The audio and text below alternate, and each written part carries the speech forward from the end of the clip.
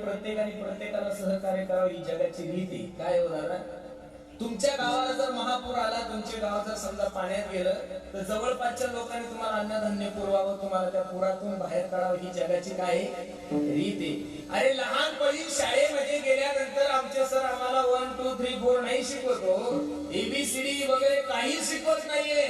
आपल्या देशाची शिकवण एवढी सुंदर आहे की पहिल्या वर्गात पोरगा गेला की पहिलं सर त्याला हात पुढे करायला होतात आणि पहिलं त्याच्याकडून वदवून घेतात, India is my country, all Indians are my brothers and sister, I love my country, Bharat माझा देश आहे, सारे भारतीय माझे बांधव आहे आणि माझ्या देशावर माझं प्रेम आहे. ही शिकवण या देशाची. महाराज त्या देशामध्ये एवढ्या मोठ्या महामारीमध्ये, एवढ्या मोठ्या कोरोनाच्या संकटामध्ये 1200 रुपयाचं रेमडेसिवीर काही नालायकाने 60-60 हजारात विकलं. महाराज काय लोकांची मानसिकता आहे.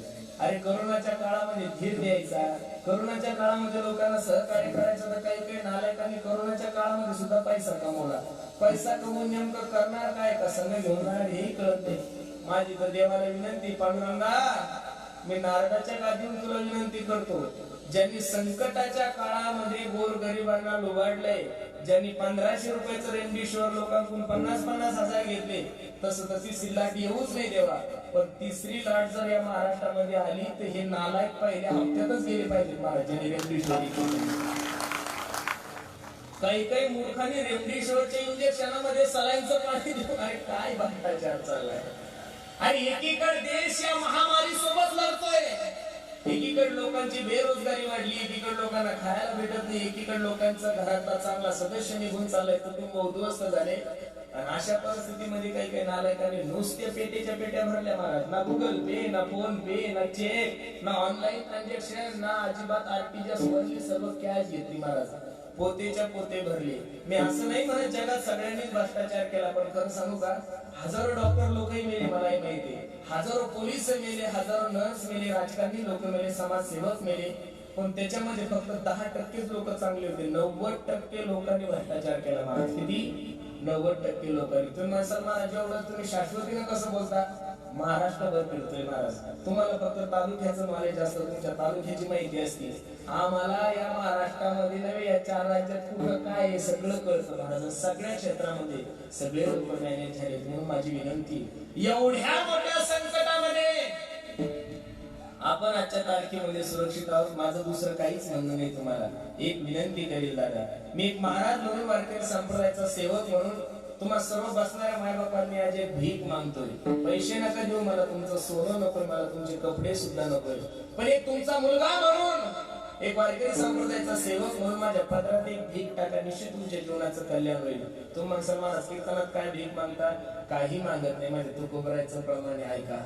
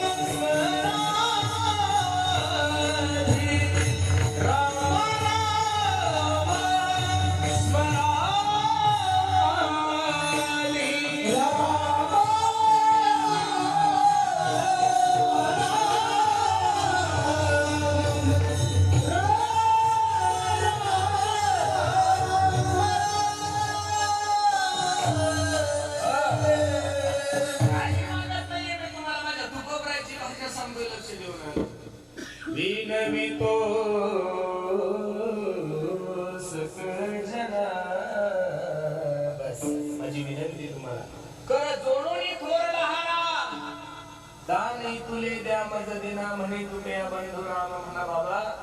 बसणारी मंडळी देवाने तुम्हाला 24 तास दिले. किती तास दिले हो? 24 तास. त्या 24 तासातले तुम्ही 23 तास काम करा. माझं अजिबात म्हणणं नाही. राजकारण करा, धर्मकारण करा, संसार करा, लेकर बाळ सांभाळा, पण 24 तासातला 1 तास माझ्या देवासाठी देणार. उद्यापासून सुरुवात करा. मी नारदाच्या गादीवर सांगतो तुम्हाला, तुमच्या जीवनात येणारं प्रत्येक संकट महाराज देवाच्या भजनाशिवाय चालल्याशिवाय राहणार नाही. का हो? एवढ्या मोठ्या महामारीमध्ये लोक उद्ध्वस्त झाले महाराज. तुम्ही अशी बातमी ऐकली का? न्यूजवर ऐकली का की 2 वर्ष झाले महाराष्ट्रातील भागवत बंदे, रामायण बंदे, सप्ताह बंदे, दशविधी बंदे, प्रवचन बंदे, काकडे बंदे, हरिपाठ बंदे. मग याला कंटाळून नगर जिल्ह्यातील हरिभक्त पारायण टिंब महाराजांनी फाशी घेतली असं उदाहरण ऐकलं का तुम्ही? फेसबुक, व्हॉट्सअप, कशावर, इंस्टाग्राम वगैरे नाही, अजिबात नाही महाराज. याचं कारण काय? आम्हाला संकट जरी आलं तर तुझ्या संकटावर मात करण्याची ताकद भगवंताच्या चिंतन या वारकऱ्यांवर गेली. 2 वर्ष झाले सप्ताह बंद, तरी आमच्या चेहऱ्यावर काहीच परिणाम नाही महाराज. तुम्हाला वाटतं का काही दुष्काळ असेल आमच्यावर? अजिबात नाही. उलट तुमच्या लोकांचा गैरसमज दूर होऊन गेला. तुम्ही सुद्धा लेवाजना सांगायचे महाराज आम्ही कीर्तन ठेवतो म्हणून तुमच्या घरात चालतात. डोक्यातून काढा ते तुम्ही. कारण 2 वर्ष कीर्तन बंद होते तरी आम्ही सुखी होतो. तुम्ही कोणालाच माझी ऑर्डर पाठवली नाही, फोन पे नाही केलं, गुगल पे केलं नाही. म्हणजे तुमच्या जीवन आमचं जीवन अजिबात नाही. आमचं जीवन फक्त आणि फक्त आमच्या पांडुरंगाच्या जीवावर आहे. आमचं जीवन फक्त आणि फक्त आमच्या ज्ञानोबा तुकोबराच्या जीवनावर आहे, समाजाच्या जीवनावर नाहीये. तुमचं जीवन तुमच्या जीवनावर नाही. तुमची बायकोच तुम्हाला बोलत नव्हती पॉझिटिव्ह, तर आमचा काय विचार केला नव्हते? अजिबात नाही. हे सगळं जगाचा मालक आहे. आंधळ्या पांगळ्याचा इतर विठोबा धरला, तो सर्वाचा जगाचा मालक आहे. म्हणून खरं सांगू का, ही ताकद जी आमच्यामध्ये निर्माण झाली ती फक्त भगवंताच्या चिंतनाने झाली. ज्ञानोबा तुकोबराच्या वचनाचा आश्रय घेतला का ज्ञानोबा तुकोबराचे वचन माणसाला जीवन जगण्याची दिशा देतात. कोणी दिवसी बैसोनी हाती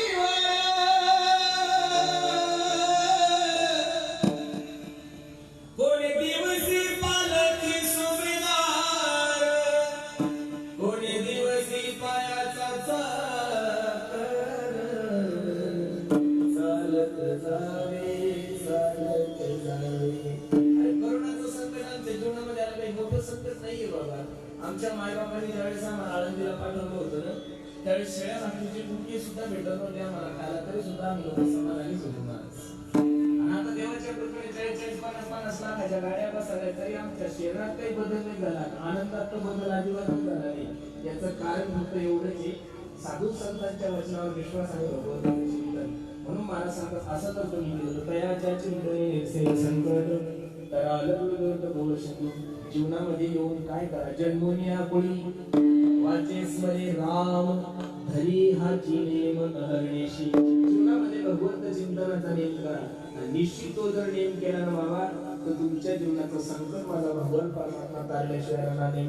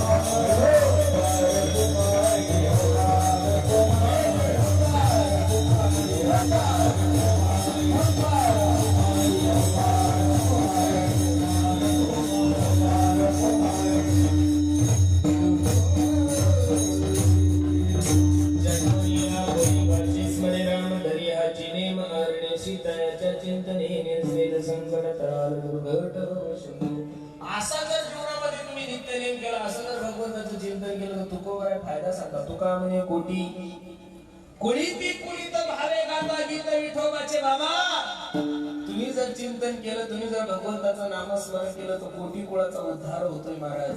पण जगद्गुरु तुकोबराने शेवटी महाराज थोडीशी खुशी ठोकलेली. चिंतन करा पण भावे गाता गीत. भावा हा शब्द खूप महत्वाचा आहे दादा. परमार्थ किती करता याला महत्व नाही, परमार्थ किती भावनेनं करता याला महत्व आहे दादा. नाही तर काय परमार्थाविषयी लोकांची श्रद्धा, याचा अनुभव कोरोनाच्या काळात याला ना महाराज आपल्याला. डॉक्टर लोकांनी सांगावं येण्याची माळा काढावी, एवढे भावनिक लोक आहे आपण. डॉक्टर लोकांनी सांगायचं अंडे खातो मी जर डॉक्टर लोकांच्या बुद्ध्या का नाही ठेवलेल्या महाराज. खरं सांगतो मी तुम्हाला, एवढे सायन्स स्वतः MBBS डॉक्टर झालेले, MD एवढं चांगले, चंद्रावर दुनिया गेली, त्या डॉक्टर लोकांना याचं नॉलेज नाहीये की ढोरं खाणारे लोक मरायला लागले, अंडे खाणारे जगतील कसे, हा मोठा प्रश्न आहे. डॉक्टर लोक का असं वेड्यासारखं करतात मला हे कळत नाही. तुम्ही जनरल नॉलेज एवढे मोठे हुशार आहे, अरे देवाच्या नंतर पहिलं दर्शन लोक डॉक्टरचं घेतात. मग लोकांना असा चुकीचा तुम्ही का प्रचार करता मला काय कळत नाहीये. या देशामध्ये 47 ते 48 मुस्लिम राष्ट्र आहे. लक्ष देऊन कीर्तन नाही करत माझं, बडबड नका करू, थोडा वेळ राहिला फक्त लक्ष द्या. 47 ते 48 मुस्लिम राष्ट्र आहे. त्याच्यामध्ये इराक, इराण वगैरे, आता हे तालिबान आले, अफगाणिस्तान, पाकिस्तान, हे जेवढे काही राष्ट्र आहे तेवढे कोणते राष्ट्र आहे बाबा? मुस्लिम राष्ट्र. त्या ठिकाणी 95% लोक मांसाहार करतात. अमेरिकेत सुद्धा 95% लोक मांसाहारी घेतात, फक्त 5% लोक व्हेजिटेरियन आहेत. मग तुम्ही तुमच्या भारताची मरण्याची टक्केवारी पहा, त्यांची सुद्धा मरण्याची टक्केवारी पहा. मांसाहार खाण्याची मरण्याची टक्केवारी जास्तच आहे. तरी लोक, डॉक्टर लोक म्हणतात की बाबा अरे कुठं अंडे खाल्ल्या लोक जगत असतात का बाबा? हो, अंडे नाही, कोंबडी सगळं जरी अंडे खाल्लं तरी तुम्ही मरणारच आहे. सिंपल आहे दादा. बैल खाणारे लोक मरायले नव्हते. मग तुम्ही अंडे काय नाही माहिती, काही लोकांची मानसिकता झालेली अजिबात नाही. हा चुकीचे. आम्ही लोक सांगत होतो कीर्तन सुरू करा, कीर्तन सुरू करा. आमचे घर बंद होते म्हणून कीर्तन सुरू करा हा माणूस नव्हता आमचा. जगातील किती मोठा डॉक्टर फक्त तुमच्या शरीराचा इलाज करू शकतो महाराज. MD असो, MBBS असो, किती मोठा तज्ञ असू द्या, तो फक्त तुमच्या चरबीची हाडाची तुमची ट्रीटमेंट करू शकतो. तुमच्या मनातला कोरोना काढायचा असेल तर त्यासाठी फक्त या महाराष्ट्राच्या मातीमध्ये वारकरी संप्रदाय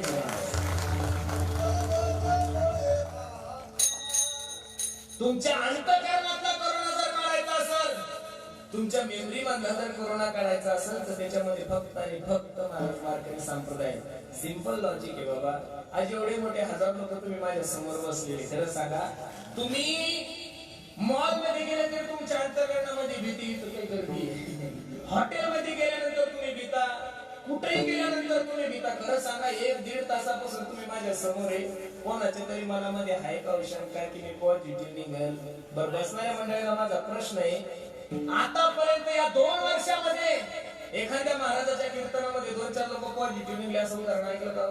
इंदुरीकर महाराजांच्या कीर्तनाला एवढी गर्दी असते, त्या कीर्तनात 5,000 लोक पॉझिटिव्ह झाले. अरे नाही रे बाबा, संप्रदायाची या नारदाची गादी एवढी ताकदवर आहे की तर मेलेले माणसं जिवंत होतात. जिवंत माणसं मेल्यावर कीर्तन बंद पडतील ना? इथं मेले माणूस जिथं उठविले, ही संप्रदायाची परंपरा, ही संप्रदायाची पद्धत आहे दादा.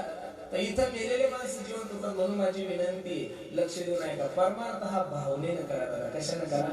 भावनेनं करा. थोडा करा, जास्त नका करू. अजिबात दिवसभर लगे बेबी पासून तर शेंडीपर्यंत करायची गरज नाहीये. काय करायची एवढी? अजिबात नाही. थोडं करा. 1 तास चिंतन करायचं, अर्धा तासच करा. फक्त देवासमोर करा. जसं बायकोसाठी रडता, लेकरासाठी रडता, तसं रूम बंद करून कधी देवासमोर रडा ना, देवा तू माझा मायबाप आहे, मी तुझं लेकरू, कधी मला तू या संकटातून सोडवणार आहे. तुमच्या मनात कधी हा विचार चाला आणि त्याच्यामुळे सोडवण्याचा काही विषयच नाही दादा. म्हणून माझी विनंती, परमार्थ थोडं करा. मी सांगू तुम्हाला, बायकोनं आपल्या नवऱ्याला आवडतं तसं वागावं. तुम्हाला आवडतं तसं वागल्यानंतर फाडकती होण्याची दाट शक्यता आहे. बायकोने आपल्या नवऱ्याला जसं आवडतं तसं जर वागलं ना तर नवरा जीवनभर तिच्यावर प्रेम करतो. मग भक्तांना सुद्धा तुम्हाला जसं वाटतं तसं नाही वागायचं. देवाला जसं वाटतं तसं वागलं ना. आवडे देवाची तू ऐका प्रकार, नामाचा उच्चार, देवाचं चिंतन करा, लक्ष देऊन ऐका. माणसाने शहाणपणा संसारात करा, परमार्थामध्ये अजिबात करू नये. परमार्थामध्ये माणसाने साधं मी जरूर सांगतो, आपकी नियत भला कितनी भी अच्छी हो, दुनिया तो आपको आपके दिखावे से ही जानती है. आपकी नियत भला कितनी भी अच्छी हो, दुनिया तो आपको आपके दिखावे से ही जानती है, लेकिन आपका दिखावा भला कितना भी अच्छा हो, मेरा भगवान तो आपको आपके नियत से ही जानता है दादा. देव ना तुमच्या पैशाचा विचार करत ना, संपत्तीचा ना, सौंदर्याचा. देव फक्त आणि फक्त अंतरीची घेतो गोडी. पाहे जोडी भावाची थोर प्रेमाचा भुकेला हाती उष्टाळ प्याला. म्हणून बसणाऱ्या मायबापाला माझी विनंती, एवढा सुंदर नजदे तुमच्या आणि माझ्या जीवनामध्ये प्राप्त झालाय. डोक्यावर संकट आहे तुमच्या आणि माझ्या, कधी काळ घात करेल काही सांगता येत नाही. मग अशा परिस्थितीमध्ये देवाचं चिंतन करा. प्रत्येकाने संसार करा, व्यवहार करा, राजकारण करा, पण त्यातून 1 तास माझ्या देवासाठी द्या. मी नारदाच्या गादीवर तुम्हाला आश्वासन देतो नाही, खरं सांगतोय. याद आएगी उनको कभी ना कभी, कृष्ण दर्शन तो देंगे कभी ना कभी, ऐसा विश्वास मन में जगाते चलो, कृष्ण गोविंद गोपाल गाते चलो. काम करते चलो, नाम जपते चलो, हर समय कृष्ण का ध्यान करते चलो, कृष्ण गोविंद गोपाल गाते चलो. काही पैसे लागत नाही हो, फक्त नुसतं मुखाने रामकृष्ण हरी, रामकृष्ण हरी, रामकृष्ण हरी करून तर बघा, त्याचं समाधान काय तुम्हाला केल्यानंतर कळत. तसं काही नाही. गुलाबजामुनचं वर्णन नुसतं वर्णन ऐकून माणसाला चव नाही कळत हो, गुलाबजाम खाल्ल्यानंतर कळतं त्यात काय आनंद आहे. तसं भगवंताचं चिंतन मी तुम्हाला सांगून कळणार नाही, तुम्ही त्याचा आनंद घ्या म्हणजे तुम्हाला कळेल.